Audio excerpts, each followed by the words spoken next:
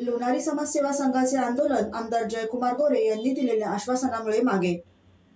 लोणारी समाज बांधवांसाठी आर्थिक विकास महामंडळ स्थापन करण्यासाठी समाजरत्न पितामह विष्णुपंत दादरे साहेब यांचे स्मारक सांगोला शहरात मुख्य चौकात व्हावे.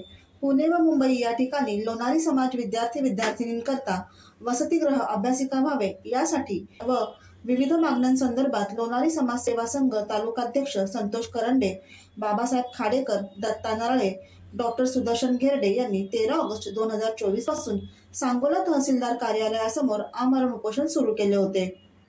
दिनांक 15 ऑगस्ट 2024 रोजी भाजपा आमदार जयकुमार गोरे यांनी उपोषणकर्त्यांची भेट घेतली. तसेच लोणारी समाजाला न्याय देण्यासाठी उपमुख्यमंत्री देवेंद्र फडणवीस यांच्यासोबत फोनवर संपर्क साधला.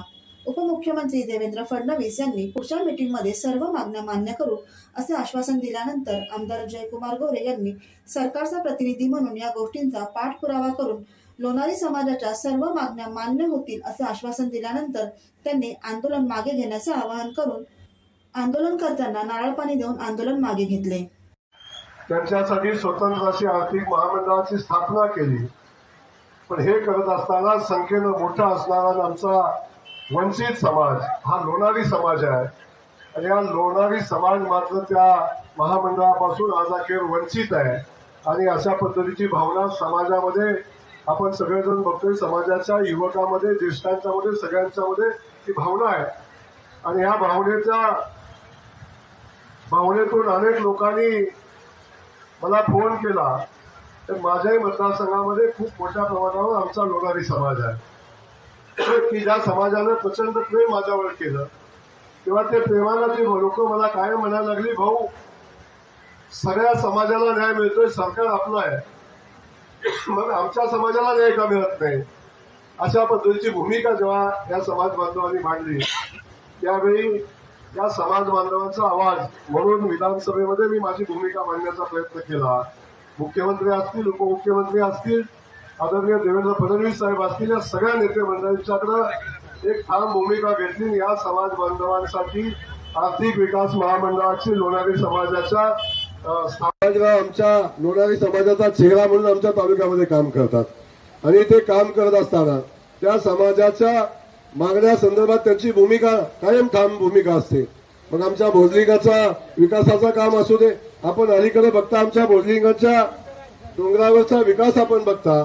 आता तर आम्ही प्रचंड अडचणीतनं भोजलिंगाला परवा एक मागच्या काही वर्षापूर्वी एक मोठा ऍक्सिडेंट झाला, आमच्या भक्तगणांचा जीव गेला. तेव्हा आम्ही निर्णय घेतला, जागेची किती अडचण असली, फॉरेस्टची किती अडचण असली तरी सुद्धा भोजलिंगाला जाणारा रस्ता डांबराचा आणि हायवे सरकारच करायचा ही भूमिका घेतली होती. आणि जवळजवळ त्या ठिकाणी जाणारे 2 रस्ते आम्ही मंजूर केले, एक 8.5 कोटीचा आणि एक 6.5-7 कोटीचा. जवळजवळ 16 कोटीचे रस्ते भोजलिंगाचे आम्ही मंजूर केले, जी कामं चालू आहेत. एवढंच नाही, पण समाजाच्या सगळ्या मागण्या संदर्भातली आमची भूमिका कायम प्रामाणिक राहते.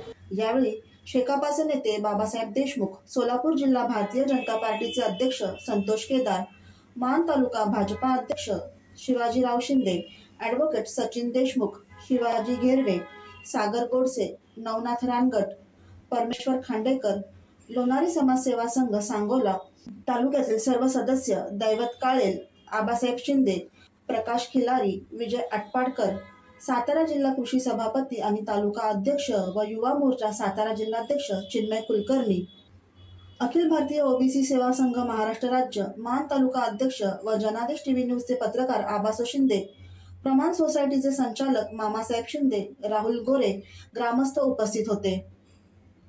ब्युरो रिपोर्ट, जनादेश.